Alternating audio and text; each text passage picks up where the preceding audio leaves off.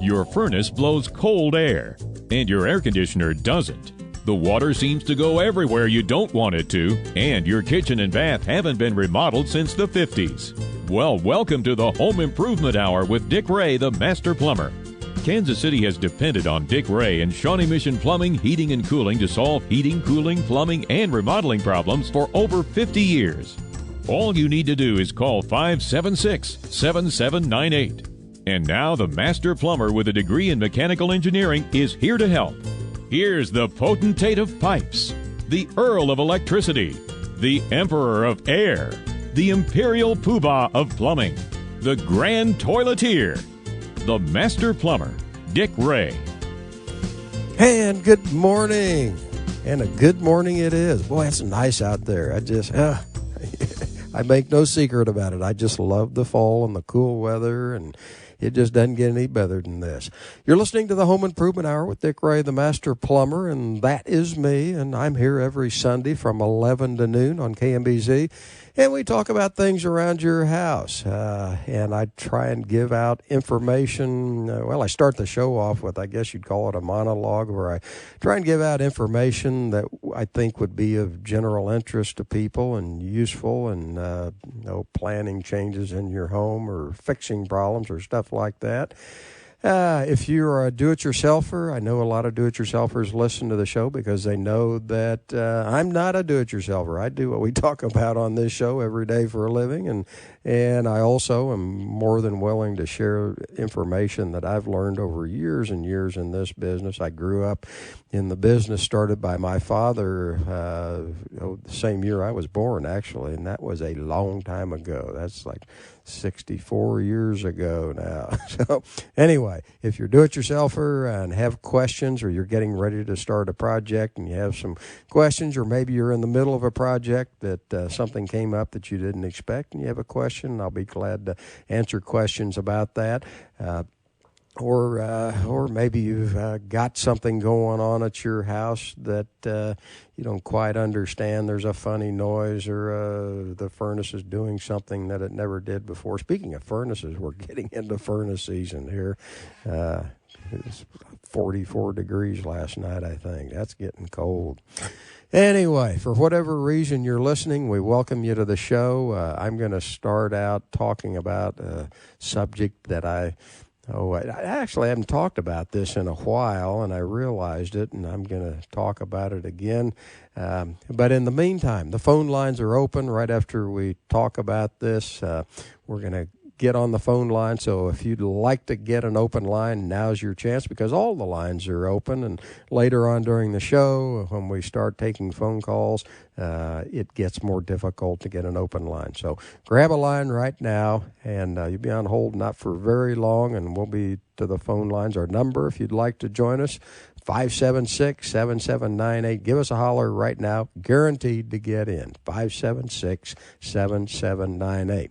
Well, anyway, what I wanted to talk about today is something I've talked about a lot in the past, but I'm approaching this from a new angle, and I don't know why I never thought of this before.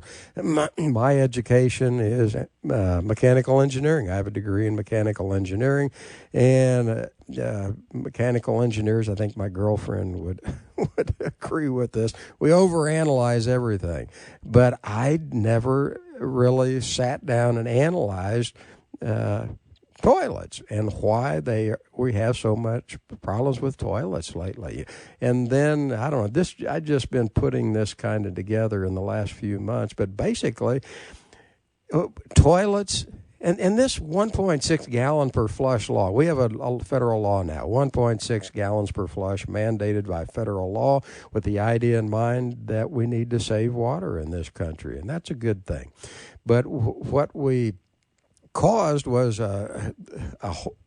toilets even 20 years after this law went into effect, because the law is almost 20 years old, and even now, 20 years after the law went into effect, toilets don't flush very well. And why is that? Well, I mean, it's pretty easy when you analyze it, and this is what I'm going to talk about today. But when you analyze it, we're taking a toilet of 20 years ago that used 3.5 or 5 gallons of water, and now we've taken all those toilets and they use 1.6 gallons of water. That's a half or maybe a third in some cases of the water that we used to use to flush a toilet. Well, it takes a certain amount of energy to push the waste out of a toilet. Energy is what pushes waste out of a toilet, and when we cut the water in half, we cut the energy available in half. And so we try and make toilets flush well with half the energy, and that's where the problem lies. And that's what I'm going to talk about today. And, I think that most people are aware of the fact that there's a federal law that makes it against the law for any toilet to be sold in this country, which uses more than 1.6 gallons per flush. I think most people know that, and I think also that most folks know, probably from firsthand experience, that in a lot of cases, the low water consumption toilets just don't flush worth a damn. They don't remove all the waste from the bowl, or you have to flush them twice. Yeah, that saves a lot of money, or a lot of water. Or they get plugged up frequently, and a toilet plunger is now leaned up against the wall next to every toilet in the house. Well, poor flushing 1.6 gallon per flush toilets have been a problem for years, a problem that continues to this day.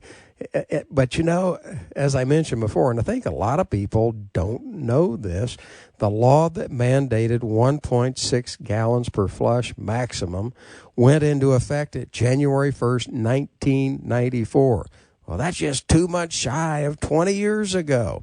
And yet, even after 20 years, the poor flushing 1.6 gallon toilet problem persists. We haven't cured the problem. Even after 20 years, most manufacturers have still been unable to come up with a toilet that flushes really well and removes all the waste from the bowl in comparison to the older toilets that used anywhere from 3.5 to 5 gallons per flush. And I still get calls on almost a daily basis from homeowners who just hate their brand new toilet because it doesn't flush well. Well, we know about the problem, so what do we do about it? Well, here are my thoughts on the subject. If after 20 years of trying to make a really good gravity flush toilet that'll flush really well with only 1.6 gallons of water, if after all that time, 20 years, we're still having a tough time making gravity flush toilets that flush well, I say it's time to go to a different flushing method with more force. Now, 99% of all the toilets for the last 100 years have been gravity flush toilets, where the power of the flush comes from gravity. The water in the toilet tank is stored higher than the bowl, and when the toilet is flushed, it falls from the tank into the bowl, and the power of the flush comes entirely from gravity as the water falls from the tank to the bowl. Well, that was plenty good enough when we used 3.5 to 5 gallons of water in every flush, but we can't do that anymore, and that's where the problem lies. That's federal law, 1.6 gallons. Toilet manufacturers have all just had a tough time making a gravity flush toilet that has enough force using 1.6 gallons of water. Gravity alone is not enough when water usage is limited to 1.6 gallons per flush. And yes, there are gravity flush toilets that perform better than others, like the Gerber Avalanche or the Toto Power Gravity models. They do a pretty darn good job, actually. But the bottom line is that if you want a toilet that only uses 1.6 gallons of water, which is all we can choose from today, and if you want it to flush as well as the 20-year-old toilets that used over twice as much water, you need more than gravity to create force in the flush. That's the bottom line. So where do you get that extra power that can't be provided by gravity anymore? Well, you do what Gerber did with their Power Flush model toilets. Instead of letting the 1.6 gallons of water used in the flush just sit in the tank and then fall out of the tank and into the bowl because of gravity, you store the 1.6 gallons of water in the toilet tank, but you store it under pressure, about 30 psi actually in a Gerber Power Flush, so that when the water is released for the flush, it not only has the force created by gravity, but also has the force created when water under pressure is released from the tank. In other words, You get force from the flush from gravity, like all toilets do, but you also get lots more force or power in the flush because the water being released from the toilet tank is stored under about 30 psi of pressure in the tank.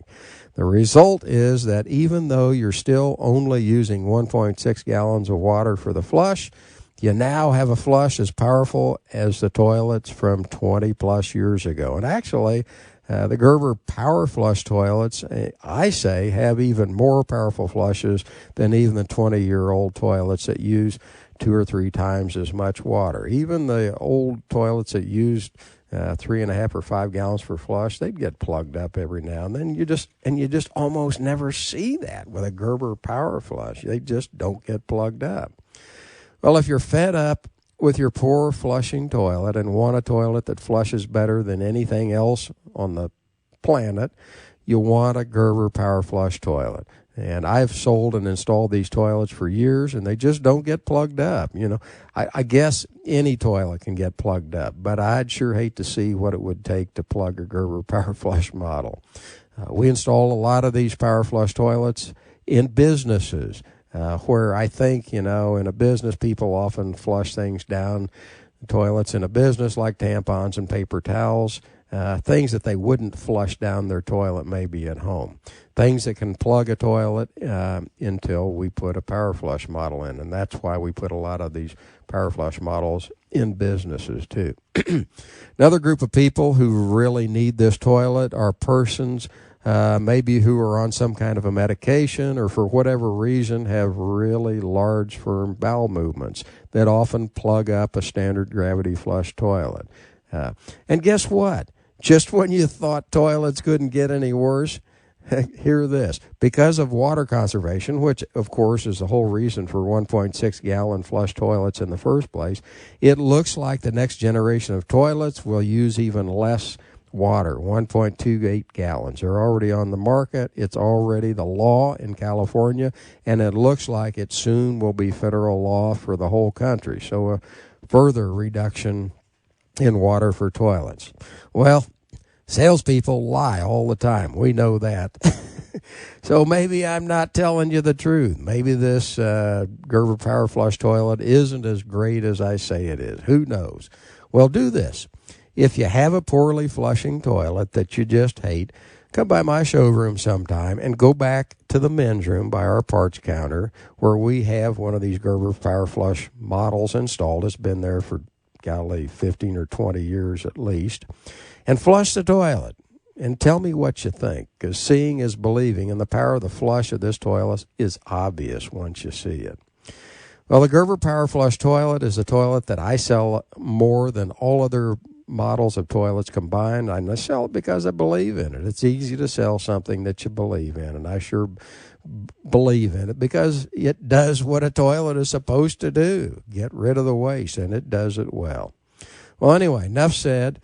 If you have any questions about Power Flush toilets or about how they work or where the pressure comes from or about toilets in general, the phone lines are now open, so give me a call right now. If you have any questions, or, of course, if you have questions about really anything else, call me, or maybe you've got a question about something else mechanical in your home, your furnace, your air conditioner, your heat pump, or maybe you've got a do-it-yourself project that you would like to have a little bit of help with, whether you've already started it or you're just anticipating starting it and you have questions. I'll be glad to talk about that too.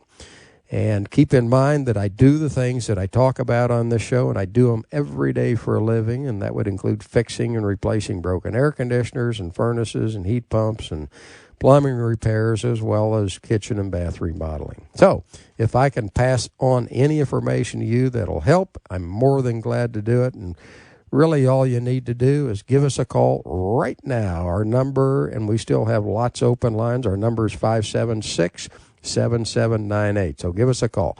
This part of the show coming up is the best part, in my opinion, because we're going to talk about the things that are on your mind, the questions you have, that funny noise that your pipe is making, or whatever it is that's on your minds. But you got to make this next part of the show happen by picking up the phone. Give us a call. Again, the number is 576-7798. You're guaranteed to get in right now.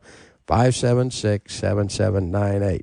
You're listening to the Home Improvement Hour with Dick Ray, the Master Plumber. We're going to take a short break, and we'll be right back to your phone calls. This is Dick Ray, the Master Plumber at Shawnee Mission Plumbing, Heating, and Cooling. Low humidity in your home means dry, itchy skin. It also means a dry environment where bacteria and viruses thrive. It means you get sick more often. For over 40 years, I've sold only April Air humidifiers because they're the best, always have been. But now they're even better. A few years ago, April Air invented the first truly automatic humidity control system. With its outdoor temperature sensor and microprocessor, April Air makes all of the adjustments automatically on a daily basis that you used to have to make manually. The result is you can have the right humidity levels that you need for health and comfort without the daily manual adjustments you used to have to make and without over-humidifying your home. April Air, installed by Dick Ray, the Master Plumber, the best that money can buy. This is KMBZ. This is Dick Ray, the Master Plumber at Shawnee Mission Plumbing, Heating, and Cooling. You know, people have told me for years that they feel I'm wasting my education by being a plumber. I studied at K-State, where I was in the Mechanical Engineering Honors Program, and graduated cum laude with a degree in Mechanical Engineering. And after graduating, I completed all of the coursework for a master's degree in Mechanical Engineering. Yes, that's why some people might think I'm just an overeducated plumber wasting my education. But you know, I don't feel that way at all, and I never have. What I think I am is a guy who's in business who has a lot better understanding of the physical and mechanical principles involved in the plumbing and air conditioning business than my competitors do. Lets me be a lot better at what I do than the competition. What do you think? Dick Ray, the Master Plumber, the best that money can buy. This is KMBZ. This is Dick Ray, the Master Plumber. If you're like a lot of people and just hate your toilet because it gets plugged so frequently, and if you're at the point where you're saying, I'm sick of this, I want the best flushing toilet known to mankind, then you want a Gerber Ultra Flush toilet. It still only uses 1.6 gallons of water per flush, but that 1.6 gallons of water is stored in the toilet tank under pressure, and when it's released, you've never seen a flush that powerful in anybody's home. It's really dramatic. Often people will put things down toilets and public restrooms that they wouldn't in their own homes, like rags or handy wipes or tampons. Or maybe you have a family member with large, firm stools. Whatever the reason, if you really want the most powerful flush available, you want a Gerber Ultra Flush toilet. You can see the flush in the live models in my showroom, too. Gerber Power Flush toilets installed by Dick Ray, the Master Plumber, the best that money can buy. This is KMBZ. And we're back. You're listening to the Home Improvement Hour with Dick Ray, the Master Plumber. And that's me, and I'm here every Sunday from 11 to noon. It's a gorgeous Sunday out there. Oh, man, I'll tell you what. I got to pick my girlfriend up at church. She's in the ladies group there, and they got something going on in the church basement. I think they're going to feed everybody. And she said, don't forget to pick me up today. And, of course, I wouldn't forget anyway. But I'm going to surprise her today. I hope she's not listening. I'm going to, if she is, she'll probably tell me not to do this. But I'm going to pick her up in my Model T Ford pickup truck, which has... it's completely open. It has a windshield, and that's about it. So if she hears me, she's probably on the phone right now saying, you better not pick me up in that. It's cold out there. But I'm going to pick her up anyway, so what the heck.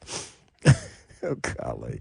Yeah, she Dawn and I have different ideas about the weather. Anything that's under 68 degrees outdoor temperature is bitter cold. And, I mean, that's when I really enjoy it. And that's when I really get rejuvenated and everything. But we'll see what happens. I'll tell you next week.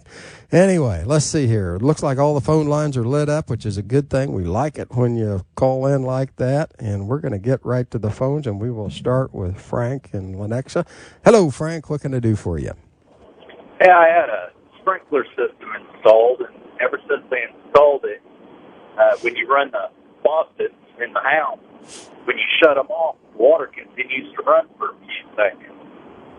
Oh, really? I'm curious why that's happening. Boy, there is no logical explanation for that. I mean, your sprinkler system, you're talking about an irrigation system Correct. for watering the grass. Yeah, I mean, the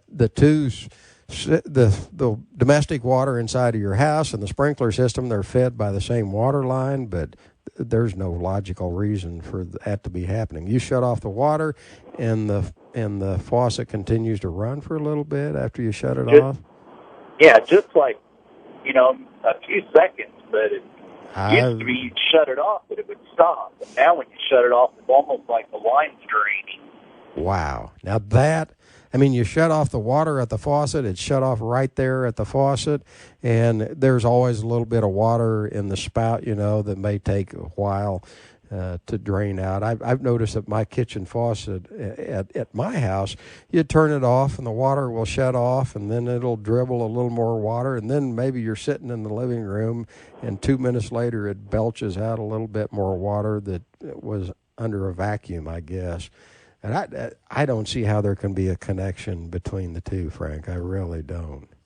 So I hate to admit that I don't know everything, but I don't think there is a connection. I just don't see how there could be. Okay. All right. Well, thank you. Here's what when I get totally stumped on something like this, sometimes I recommend an exorcism. That might fix it. You think? Yeah. Okay. Thanks for the call, Frank. All righty, that opens the line. Actually, we got 2 open lines now. It looked like somebody got tired of waiting. We got 2 open lines. Give us a holler, 576-7798. And let's see, we're going to talk next to Todd. Hello, Todd. What can I do for you? Hey, Dick. How you doing? I'm good. All right. I listen to your show every Sunday, and I really enjoy it. You're a master plumber. I call myself a glorified plumber because I work in the swimming pool industry. Okay. Yeah, so I do a lot of plumbing work naturally. Mm-hmm. But I've heard said that there is a way to test the main drain on a swimming pool without plugging it off. And I'm just wondering if you might know about that, because I've heard about it for several years, and I cannot figure out how to do that. Now, you're testing it for what? To see if... Now, test it for a leak or anything like that. Oh, boy. I've been told there's a way to do it, but I'll be gosh if I can figure out how to do it. And I just kind of wonder if you might have any thought on that.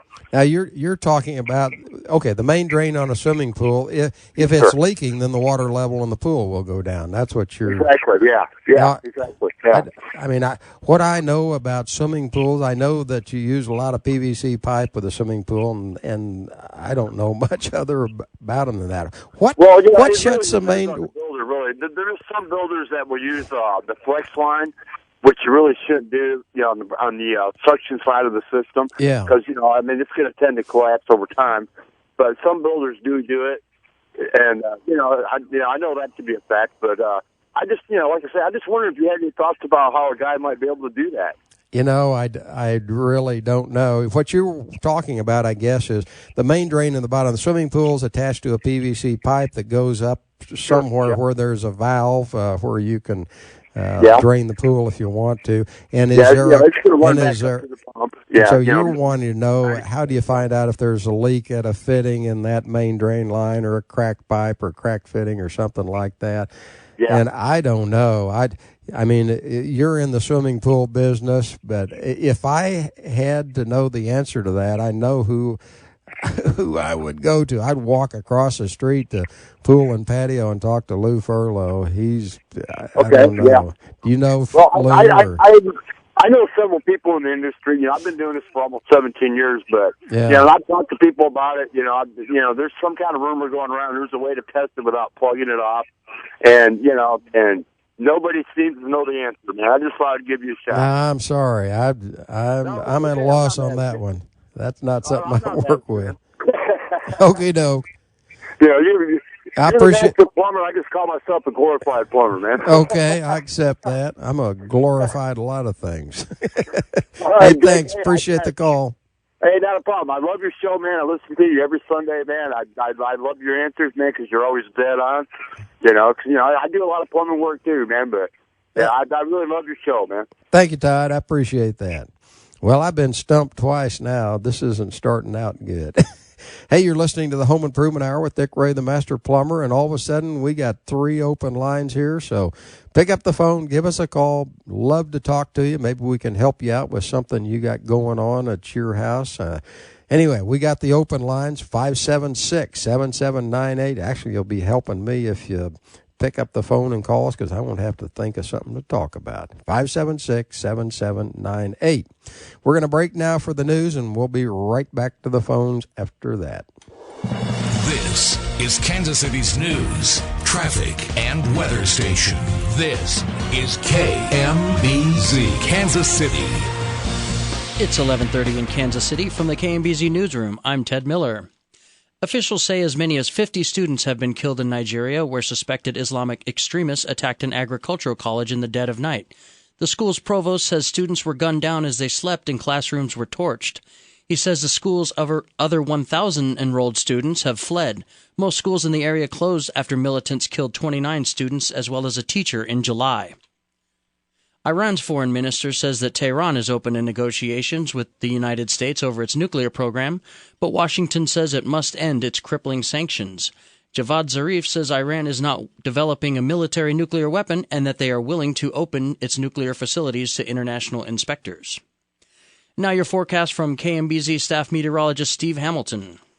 Dense fog possible this morning, but turning sunny this afternoon with a high of 74, 53 and clear overnight. Sunny and 79 on Monday. Sunshine on Tuesday and Wednesday, lower 80s both days. Then some showers and thunderstorms possible on Thursday with a high near 80. I'm staff meteorologist Steve Hamilton, KMBZ weather. Right now it's 64 degrees at KCI, 66 degrees in downtown Kansas City, and 67 degrees at your official weather station. I'm Ted Miller. You can stay connected with 98.1 FM KMBZ and KMBZ.com. This is Dick Ray, the Master Plumber. I've sold Lennox furnaces and air conditioners for almost 40 years and wouldn't even dream of selling another line. When you find something good, you stick with it. And Lennox is the best of the best. The manufacturer that others try to keep up with. In business for 115 years, Lennox has invented most of the significant products in the world of furnaces and air conditioners. Things like the very first forced air furnace to have a blower on it, the very first 90% efficient furnace, the first 2-speed air conditioner compressor, and the list goes on and on. And Lennox continues to set energy efficiency records that other manufacturers try to keep up with. Basically, the rest of the industry fights to keep up with Lennox's new innovations. They really are the best of the best. Lennox, installed by Dick Ray, the Master Plumber, the best that money can buy. Hi, this is Sean Akmus with Hadel Financial Advisors. I'm sure you may have heard the saying, if you always do what you've done, then you'll always get what you got. Most investment and retirement plans have not been reviewed or changed in years. You're still stuck in that low-performing portfolio, hoping that it someday gets back to even, or your CD just isn't giving you that interest that you deserve. Time to make a change. Call us at Hadel Financial to discuss strategies that we're implementing with our clients in today's market environments. Today's market changes as much as our Midwest weather, and you can't afford to miss it. Find out the family difference with Hadel Financial Advisors. Call us today at 913-825-2626. That's 913-825-2626. And don't forget to catch the Investment Advisor Hour every Sunday from 3 to 4 p.m. on KMBZ. Securities and investment advisory services offered through Woodbury Financial Services, Inc., member FINRA SIPC, and registered investment advisor. 11900 College Boulevard, Suite 315, Overland Park, Kansas, 66210. 913-825-2626. Hadel Financial Advisors, Inc. and Woodbury Financial Services, Inc. are not affiliated entities. This is Dick Ray, the Master Plumber at Shawnee Mission Plumbing, Heating, and Cooling. If you have a finished basement and a sump pump, listen very carefully. When your sump pump fails or the power goes out, you're looking at thousands of dollars in water damage. The biggest problem with all pumps except one is that the pump may be broken right now, and yet you won't know about it until it's too late, when we get that next heavy rain. Only PHCC Pro Series pumping systems have a microprocessor that continuously tests the pump, the battery, and the power supply, and sounds an alarm if there's a problem before you get flooded. You spent thousands of dollars finishing your basement, you're nuts if you don't protect it with the only pumping system that tests itself constantly. PHCC Pro Series pumps, installed by Dick Ray, the master plumber, the best that money can buy. Opinions expressed on the following paid commercial program are those of the host and guests and do not represent the opinion of KMBZ or Entercom Kansas City. And we're back. You're listening to the Home Improvement Hour with Dick Ray, the master plumber. If you haven't heard the show before, we're here every Sunday from 11 to noon on KMBZ Radio, and we talk about things around your house. And we're at the part of the show now where we're trying to help folks out that call in, and we've got a couple of open lines here and would love to have you give us a call. Got 2 open lines. The number is 576-7798. And we're going to start with Brian in Shawnee. Hello, Brian. What can I do for you? Hopefully I don't stump you again. What's that? Hopefully I don't stump you again. Yeah, really. I'm 0 for 2 right now. I'm not doing very good. Hey, I help people out, with minor plumbing repairs, enough to where I went and bought me a good closet auger. Yep. At the wholesale house. Okay. And some older lady called me the other day about a toilet stopped up, so I'm thinking piece of cake. Yeah. I get there, and it was a Gerber Ultra Flush. Mm-hmm. And I could not get that cable to go through that toilet.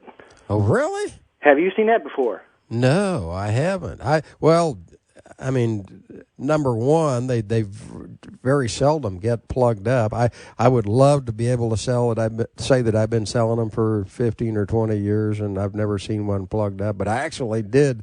I saw one Gerber Power Flush toilet plugged up in all the years that I've been selling them. And the man called me to let me know about it. He was, disappointed naturally, but I think he cleared it just with a toilet auger or with a plunger, one of the two. I mean, the bowl on that Power Flush is no different, not any dramatic differences between that and a gravity flush toilet. So okay. Well, I thought that it'd get about halfway down, and I just couldn't get that cable to go any further. Yeah. Now you and I know I have, and I'm sure you have too. A toilet auger job. Ordinarily, when you get one of those, you just start rubbing your hands together and saying, "All right, there's an easy call for me." Exactly what I thought. But every now and then you get one that you plunge, and you run the toilet auger, and you just can't get it open, and I don't know. Every now and then you have to pull a toilet, but oh golly, you don't want to do that when it's plugged up. And it's nasty. Yeah. All righty. Well, I just figured to ask if you had any advice about that. Okay. Were you able to get it open eventually, or is it still plugged up? Or it was yesterday, and she did call back and say that eventually it went down. Oh, it did. Whatever it was, must have broke loose and went down. Yeah, you let stuff sit in a toilet long enough, and the water softens it up, and sometimes it takes care of itself. Okay, well, I forgot to ask a question. Okie doke. All righty. You bet. Thanks, Brian. Bye. Okie doke. Boy, the bowl on a.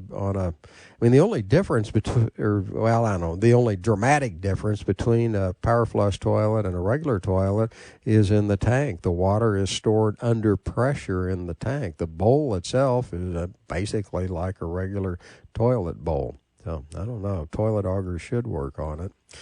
Hey, we got open lines. We'd love to have you join us. Got several open lines here. Our number, 576-7798. So give us a holler. I can probably think of something to talk about, but would rather talk to you. 576-7798. And we'll go next to Tony. Hello, Tony. What can I do for you? Hello, how are you? I'm great. Okay, my problem is I acquired some rental property about 7 years ago, and I wanted to complete the basement, and I put a full bath and a shower down there, and I had the people that done the work, they had to jackhammer the floor out in order to put another line in to head to the main drain, out to the sewer line. Yep, okay. Well, about 7 months ago, I had a clog in it, and I had people come out to aug it out, and he used 300 feet of line, and a couple of days later, I had the same problem again, and so I called someone else and had them do it, and I'm having the same problem. I'm not able to rent the property out because of this. 300 feet? My God. Yeah, he put two lines on it. Wow, 300 feet. That's just unheard of. You got a long sewer. And it didn't open until he put in 300 feet of cable? Well, actually, I'm still having the problem of it backing up. But I know that. I understood that. But when he ran out 300 feet of cable before he was able to get it open the first time? Well, yes. Wow. But it didn't run. I still didn't get a good flow. It didn't flow like it should. Okay. I started getting, if I ran shower or bath water in there, it would start backing up. So everything in the house is backing up. It's not just this basement bath addition. Yeah. All the water that was going to the main line was backing up. Okay. So, well, it doesn't have anything to do with the basement bathroom. You've got a problem in the main sewer line somewhere between the house and the street, and 300 feet. Oh, my God. Whew. You must have a huge lot. Well, it's a corner lot. It's a corner lot. Okay. And, I have probably about a 100 driveway and at the property, so it's pretty long. But you have to run. The line runs under a asphalt deck before it gets out to the driveway. And okay. And you've never had any problems with this sewer before you started, before just recently here? Well, not until I had the construction work done where they had to jackhammer the floor out. Oh, so you're wondering if maybe they dropped something in the sewer and it's lodged in the sewer, possibly? Maybe where they connected the pipe sewer line, maybe had dropped. Nope. Yeah, I mean, your problem is 300 feet out from the house. I mean, if they had to run 300 feet out and the line opened when they hit something 300 feet out, that's not inside your house. If you got 300 feet of cable in the pipe, unless you got out in the street. Actually, It was out in the street where we went out and opened up took the cap off the main street to look at the lines up under there. Yeah. And that's how far the cable went. We saw the cable. You saw the cable in the manhole out at the street. Exactly. Are you sure that you weren't cleaning a problem in the city sewer? I mean, 300 feet, there are sewers that are that long or close to that long. Most sewers are under 100 feet. That's what the amount of cable that's in a standard drain cleaning machine for cleaning the main line out of the house. You sometimes see one that's 150 or maybe 200 feet long, and yours could be 300 feet long, but it's just unheard of. And I'm wondering if maybe the blockage wasn't in the city sewer and you cleaned their blockage for them. Oh, God. I think, golly. I mean, what did the drain cleaning guy say? Did he hit something that he felt, and then all of a sudden the water went down, or not? Yeah, the water went down.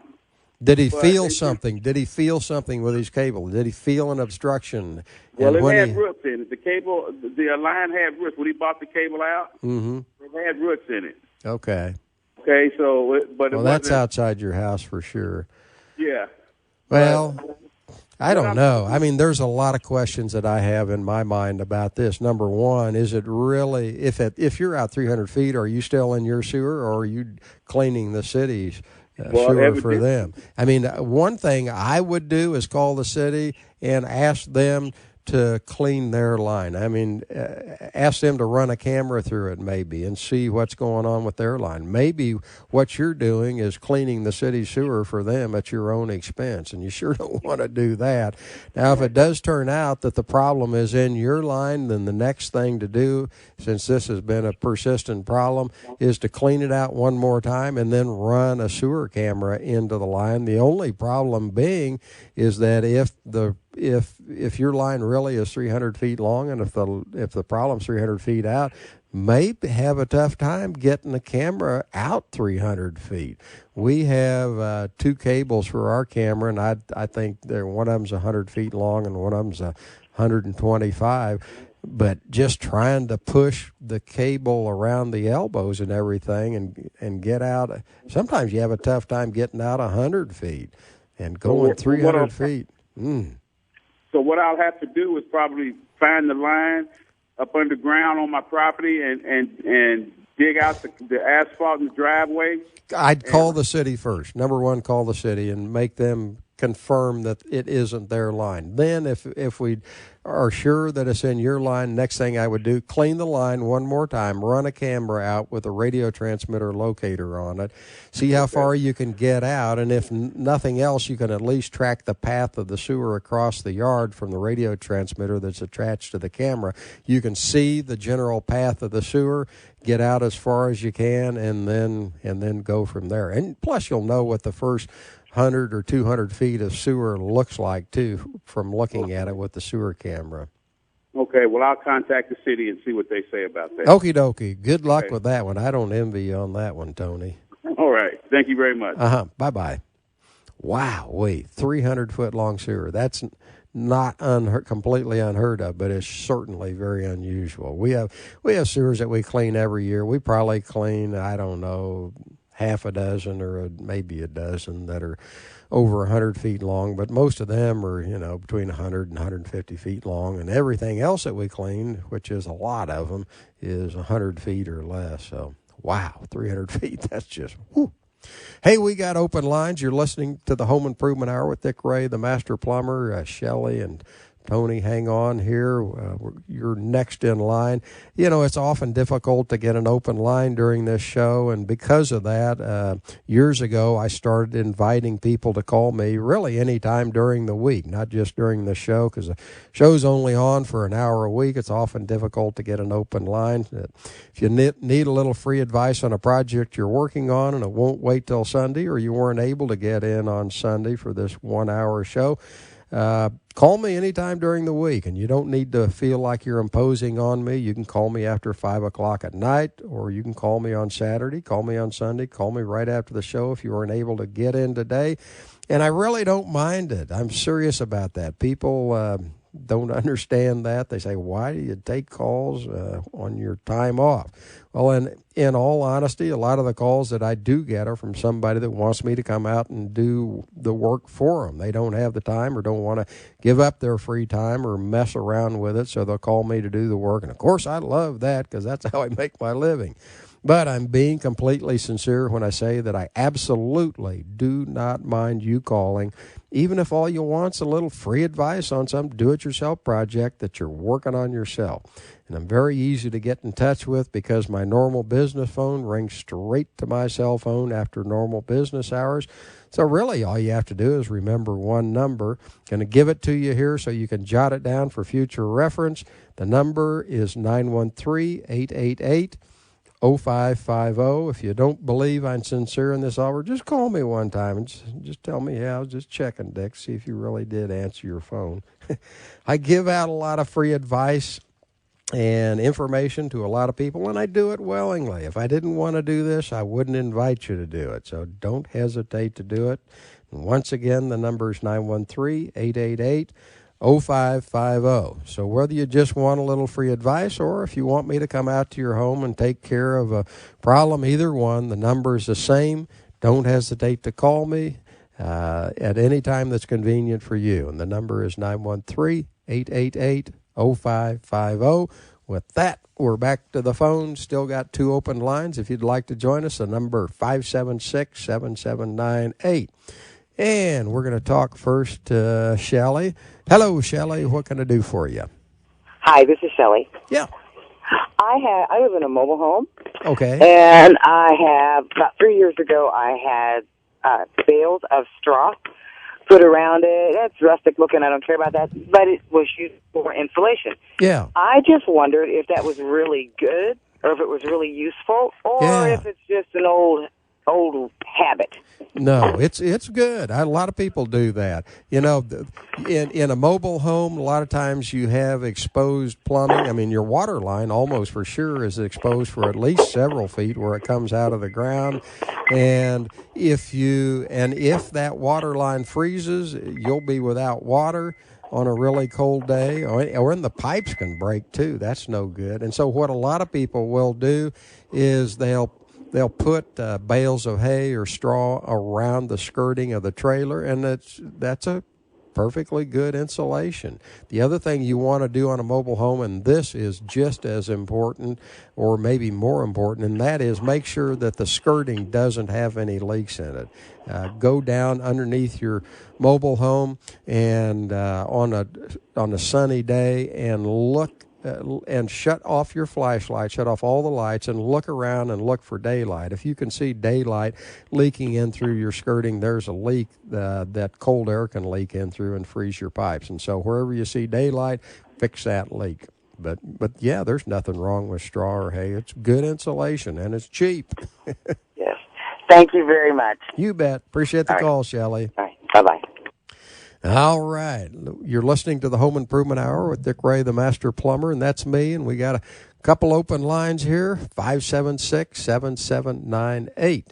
And let's talk to Tony. Hello, Tony. What can I do for you? Hi there. About a year ago, I had a problem, or I had to turn the water off to my house from the main faucet. Yeah. And as I was turning it off, water started shooting out from the handle, and it was all corroded and everything. And that's easy to fix. Well, it's been fixed. It's just that I wanted to ask you what you thought about shark bite fittings, because I didn't have a lot of time, and it was leaking pretty bad, and shut the water off out at the meter, and put a couple of shark bites and then a ball valve in between them. And I was wanting to know what you thought as a plumber, what you thought about shark bite fittings and how dependable they are. Good question. When shark bite fittings first came out, which was, oh golly, that's been 10 years or more now probably, I was leery about them. Shark bite fitting, by the way, for those of you who don't know about them, Shark Bite is a company that I think invented these fittings. They're easy to install coupling. They also make 90-degree L's and all kinds of things now. But it's an easy way to splice a copper pipe or CPVC without having to solder and do stuff like that. You just cut the pipe and slide the fitting on, and there's a grip ring that grips a pipe and an O-ring that seals it. When they first came out 10 years ago or so, I was nervous about them. I thought, I don't know about that. Well, now, 10 years later, haven't seen any problems with them. And so, yeah, I'm a believer in shark bite fittings. We use them in our business quite a bit. And the only thing I would say is be sure you get the Shark Bite brand. Don't get something else, because there are some other, one example, there is a company that makes fittings that are very similar to shark bite fittings, but they're not made out of brass or made out of plastic. Well, that, it's cheaper, I'm sure, but God, there's times to save money and there's time not to. And when you're dealing with water under pressure, I mean, who cares if the fitting costs a few bucks less? I'd get the genuine Shark Bite brand. It's good quality. Well, I have one other one in my house, and it was several years back, and it was in a half-inch pipe, but when I went to put it in my main, water line coming in, and it's 3/4 inch, and I mean, even if I shut the valve off, I still got a fitting between me and the city. A shark bite fitting, so I just wondered, with all that pressure, if there was any way that they would work their way out. I've never seen them come apart if they're put together properly, and by putting them together properly, all you have to do is slide them together far enough that the grip ring grips the pipe. Now, in an event of a real emergency, if something happened on the wrong side of that valve, you can always go out to the street where the water meter pit is, pull the lid off the pit, stick your arm down in there with a pipe wrench or a crescent wrench, and shut the valve off there if you really had a emergency. That'd be great, unless it was during a work day and I come home to a flooded house. Yeah. I wouldn't worry about it. I know exactly what you're thinking. I felt exactly the same way. I'm a very cautious guy by nature, and one thing I don't want to do is put a fitting or some product in my customer's house and use them as a guinea pig to see whether it's any good or not. And so I was very leery about them in the beginning, but now 10 years plus later, I believe in them. I believe in them. We stock them on our trucks, and I don't worry a bit about putting one in. Thank you. One thing that I will say, and that is shark bite grips the pipe, and if you use it, and it will work on copper pipe and CPVC. If you use it on PEX pipe, PEX is plastic and has a little bit of flexibility to it. If you put it on PEX pipe, you want to put a sleeve on the inside of the pipe so that the grip rings can't push, so that it can't pull apart, basically. Okay, thanks a lot. You bet. Appreciate the call. All righty, that opens the line, 576-7798. And let's see, we got Leslie on the line. Hi, Leslie, what can I do for you? Hi there. I have a townhouse that I was renting out, and about 10 years ago, in a bath and shower combo, there was tile around the diverter spout, Okay. that was pushed in, and there was leakage, and the guy that came out and fixed it said that it was the P-trap. So they cut the ceiling out downstairs and fixed the P-trap. Okay, what, the P-trap was leaking? That's what he said, okay. And the tile was all put back in place, and the P-trap was fixed, and now we have another leak. And it has been 10 years, but now I'm going to fix it myself this time, and I'm trying to figure out if there's anything else that could be leaking when you just turn the water on, don't turn on the shower, and it's leaking. Could it be the actual hot and cold? Yeah, leaking? there are you're talking about one of the toughest things that a plumber has to troubleshoot, and that is a leak from a shower, which is leaking through the ceiling of the room below. That's what we're talking about in your case. Yep, it sure is. There's so many places that leak can come from, and you don't want to just go in there and cut a hole in the ceiling and then find out, well, it wasn't that. Wasn't that? Then you cut a hole in the ceiling. I don't want to take the tile out either. Well, there are several things you can check. Number one, is this a two-handle faucet or a one-handle faucet? Two-handle. Two-handle, okay. Two-handle faucets have packings around the valve stem, and this is something that you can look at, and this is pretty easy to see usually, and you maybe just didn't notice it because you weren't looking for it. But if you turn the water on, either hot or cold, and water leaks out around the handle and runs into the tub, okay, you got that? Yep. Okay. Well, fix that, and you may cure your problem. And that's a pretty easy thing to fix, too. You have to shut off the water. You have to remove the handles and all the chrome trim and stuff on the hot and cold handles. And then what's going to be left is a brass stem, and you turn that stem to turn the faucet on, and you'll see where the water's coming from. It's coming from right around the packing nut. And a lot of times, all you have to do is tighten the packing nut. I shouldn't tell you that because that's one of the easiest plumber's jobs. I should keep that trade secret. I appreciate that. I am hoping it is going to be that easy because I do not want to cut that ceiling out. Yeah, and another thing, too, Leslie, when you get in there, if you have any questions at all or if you take care of that problem and you still got the leak, give me a holler and I'll try and help you out. I really appreciate it. Thank you so very much. You bet. Thanks, Leslie. Right. Bye-bye. Okie dokie. Let's see here. We got, Dana in Kansas City. Hang on. I will talk to you off the air. Looks like we're out of time here. You're listening to the Home Improvement Hour with Dick Ray, the Master Plumber.